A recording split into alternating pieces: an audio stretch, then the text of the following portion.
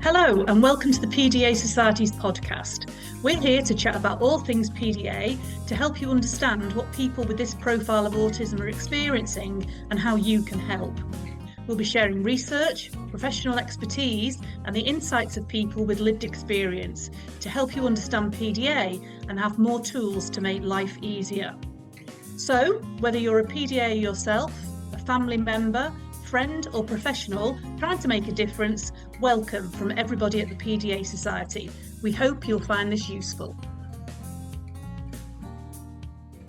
Hello, my name is Rachel and I'm your host for this podcast. Today we're going to be delving into the topic of PMDD or Premenstrual Dysphoric Disorder, which I know some of our PDA community struggle with. So whether you personally have this condition or you live with someone or support someone who does, I'm sure you'll find this discussion really fascinating. Before we begin, I'd just like to warn listeners that we will be discussing themes on the topic of PMDD, which may include depression, anxiety, or suicidal thoughts and can be triggering for some.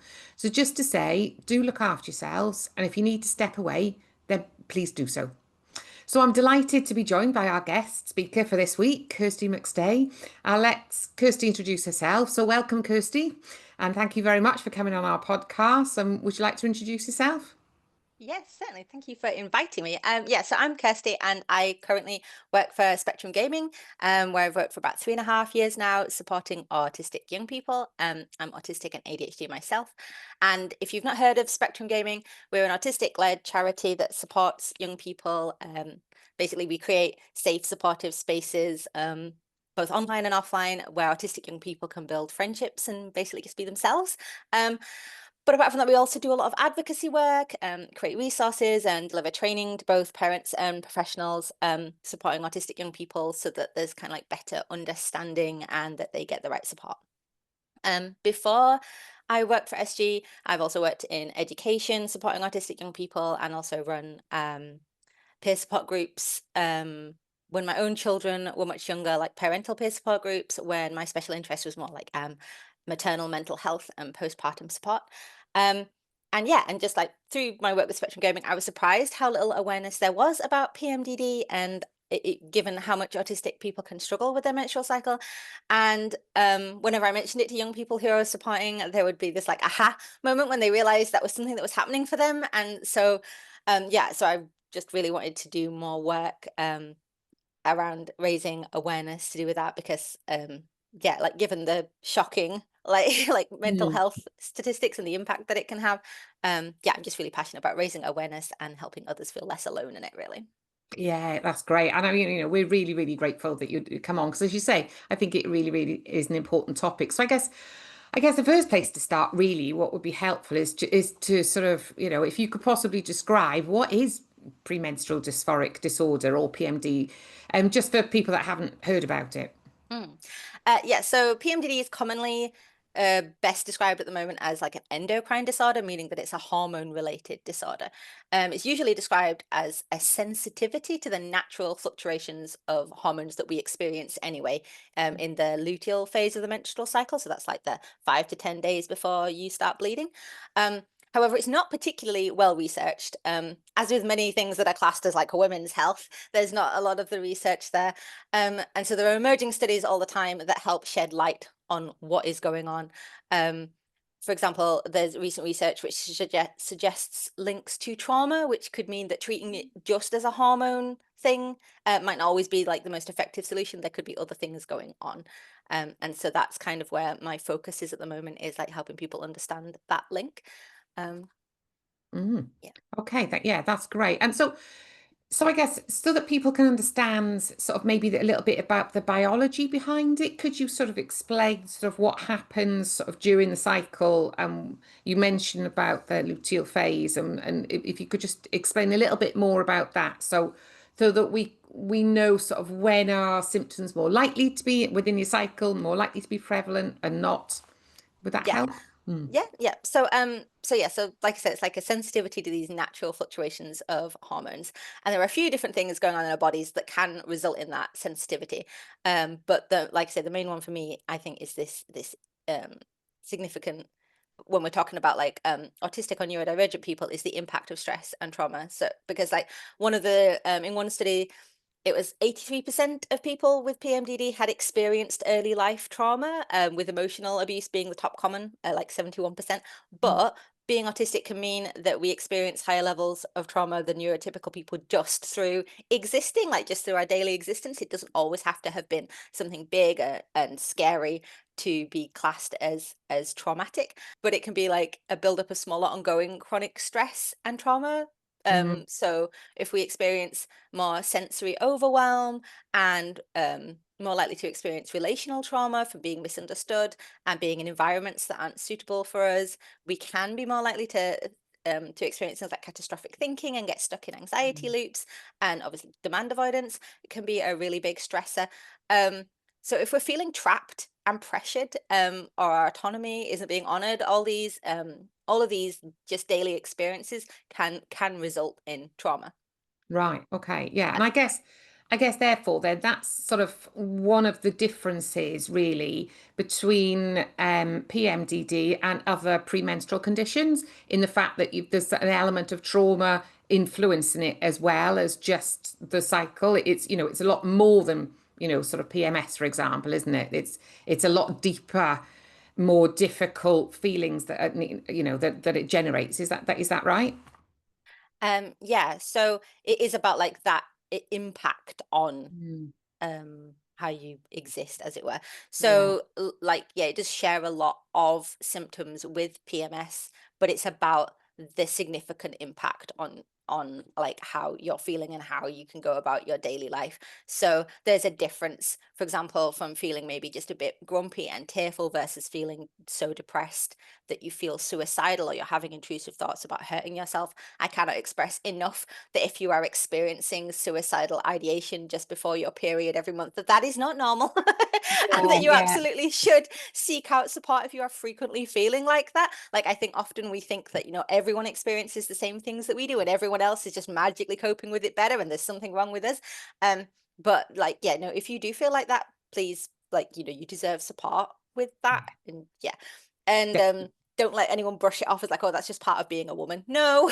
No, no, exactly. And I suppose as well that, because we feel the way that we do before our period, we just, as you say, we assume that's what everybody else feels, don't we? And it's Yeah. recognizing, as you say, that it's not normal to feel that low or to feel suicidal. It's not normal. And therefore, you go and support, seek some support, isn't it?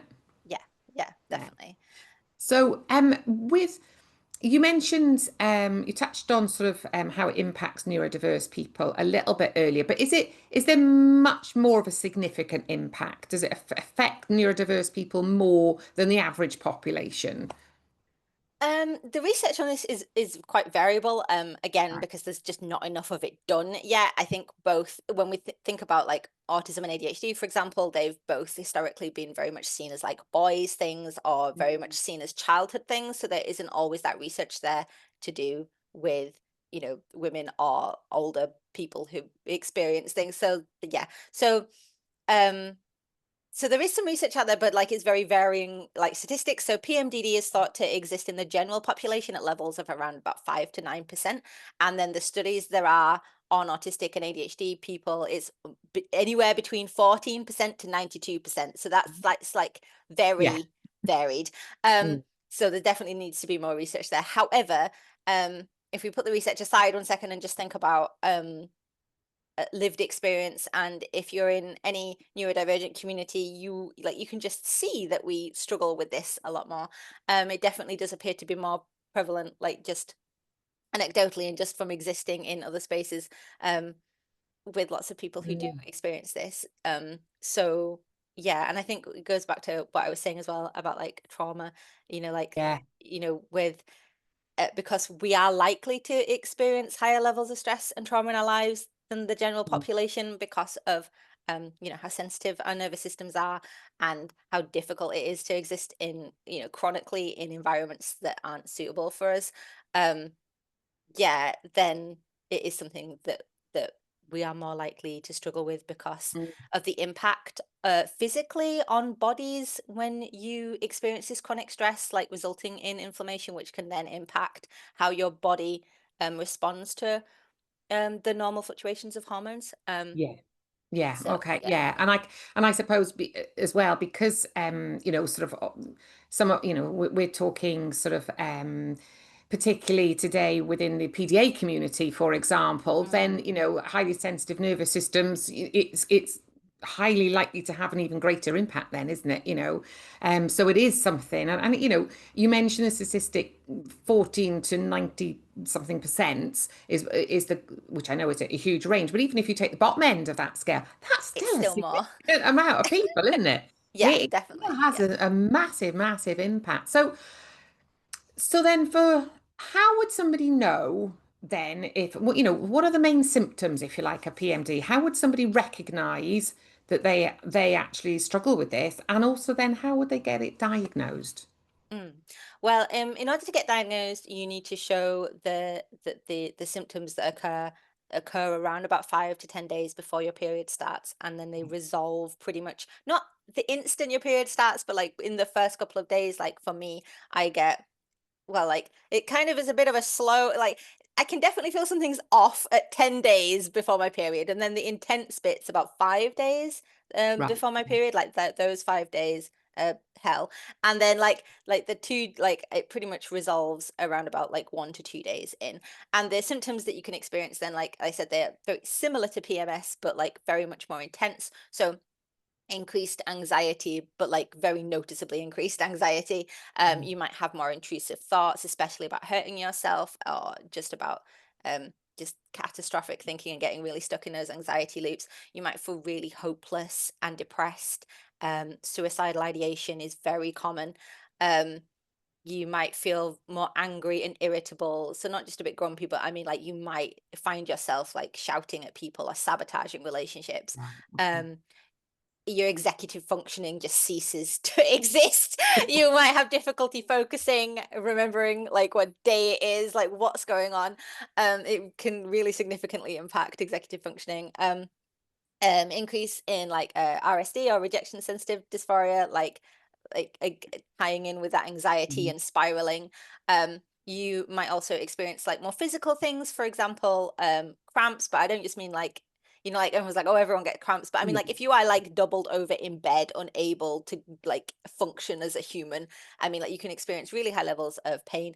Um, Also like just pain generally, like I find because I'm hypermobile as well.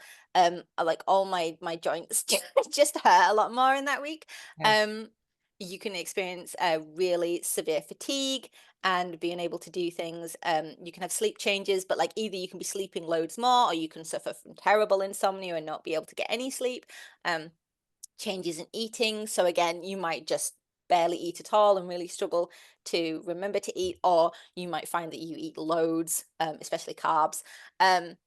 So yeah, those are probably like the main things. And I suppose it's as well, it's looking at, it's because for PDA individuals, that level of anxiety is high anyway, but it's over and above that normal, whatever your Yeah. baseline level is, it's Yes. that over and above. You're looking for symptoms that it's the timing and the extreme symptoms, isn't it? It's looking at the timing. Is it those Yeah. period of days before your period? Does it seem to get better as soon as your period starts? Yeah. And then it's that over and above your normal level of anxiety or your normal, Yeah. different It can symptoms that be you've got. Yeah, it can be really helpful to track this. Either like Yeah. you can get digital trackers, so like I use Clue personally, but there's also Bell is one that's designed specifically for PMDD, or you can get like a paper or PDF or whatever. Just even a spreadsheet would work if you just wanted to make your own.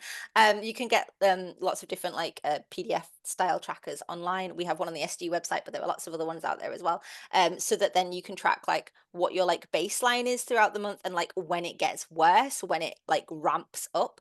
Yeah. It can be very helpful to then take that with you if you do want to go to the doctors and seek a diagnosis or seek support there, because then you've got like evidence to show them that yes, Mm. okay, I do suffer from anxiety, but like you can see here, it got way worse. Yes, Like, yeah. this isn't normal.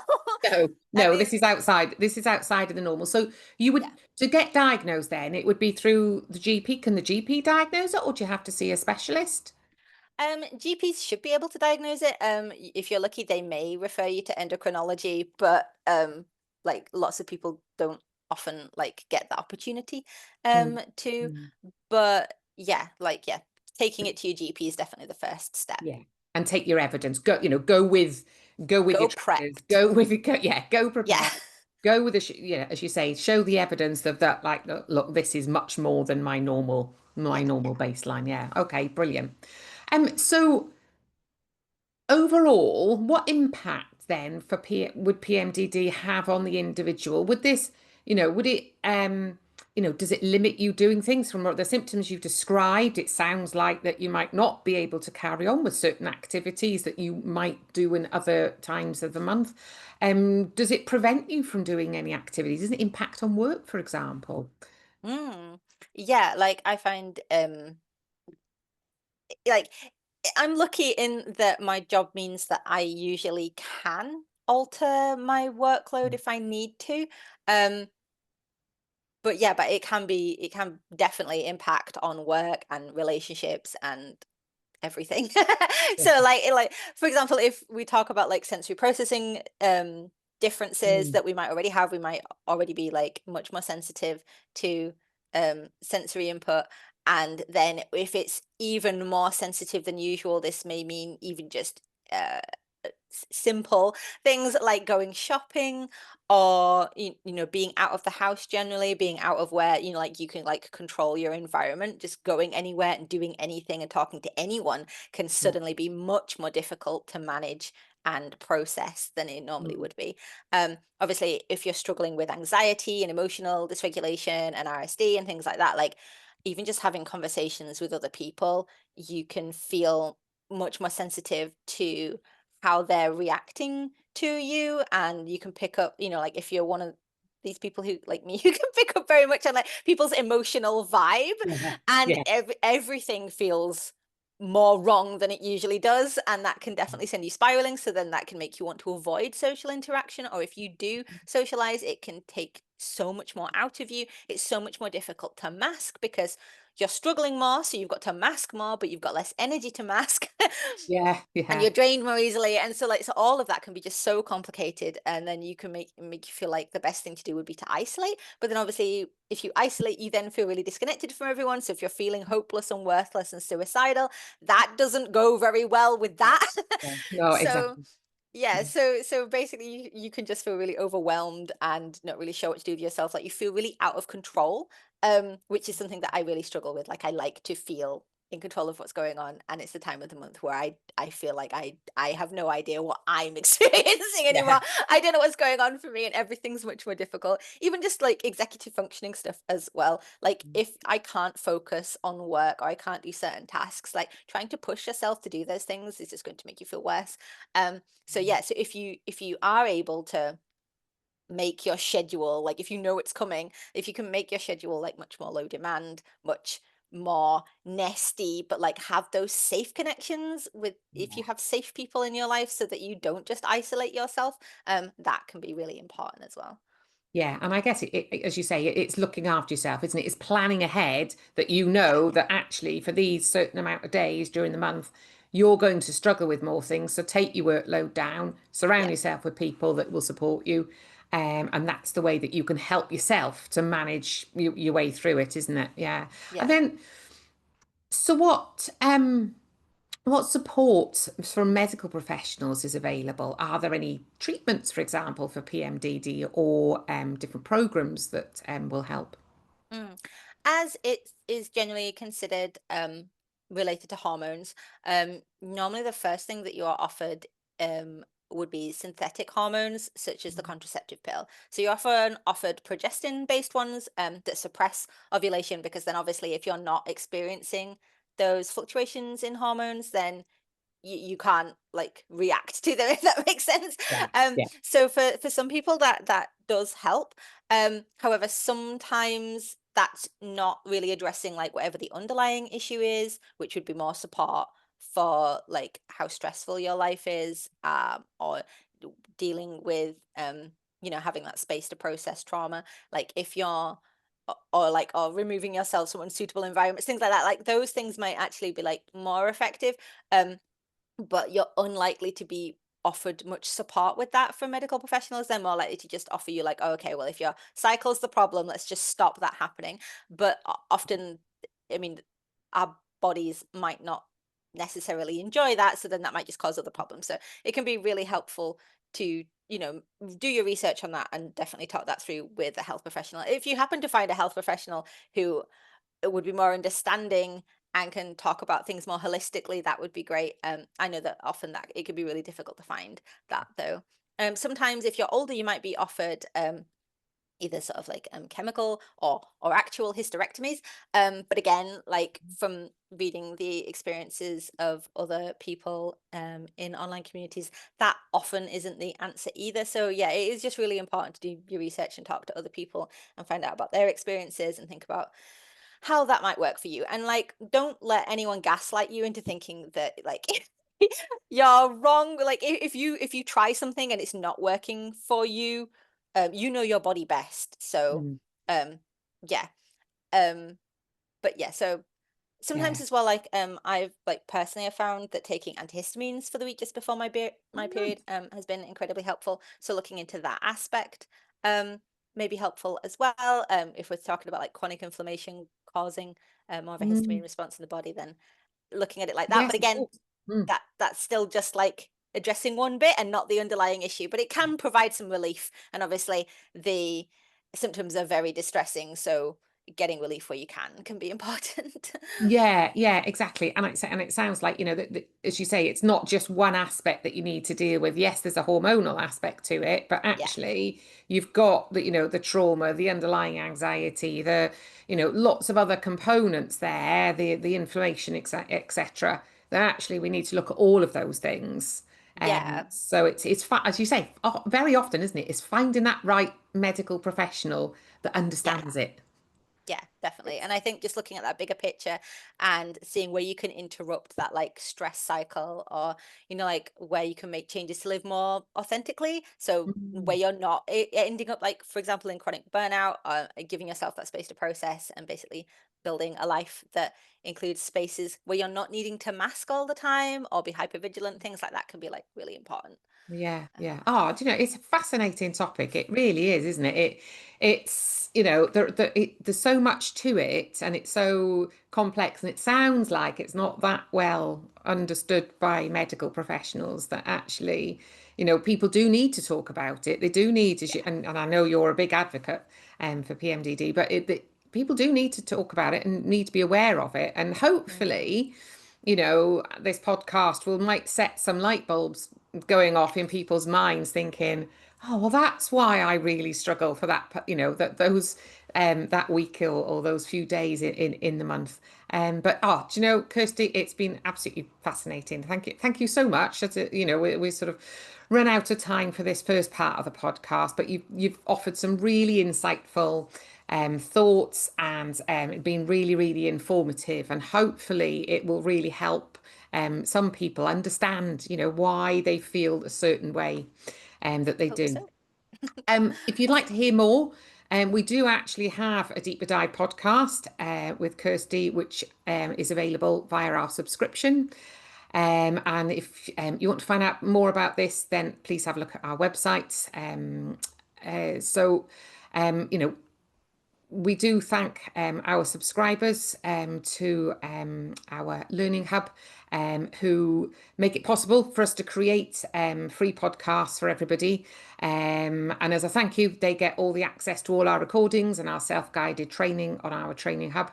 So thank you very much, our subscribers, for your generosity. If you'd like to become a subscriber, there's also a link in our show notes. So all that's left for me to say is thank you again, Kirsty, for joining us today, and to all our listeners. I've really enjoyed it, and I'm sure our listeners would get an awful lot from it. So we hope you've enjoyed this episode. And if you found it helpful, then please don't forget to subscribe and share. And for more supports, resources and information, visit the PDA Society's website at www.pda pdasociety.org.uk, and I look forward to seeing you next time. Thank you. So, if you want to hear more from today's special guest, then there is a longer version of this podcast available over on our Training Hub. Sponsors of our Training Hub make it possible for us to create and put out this podcast for everyone for free. As a thank you, they get free access to all recordings and self-guided training on our Training Hub. Thank you, subscribers, for your generosity. If you'd like to become a subscriber, there's a link in our show notes.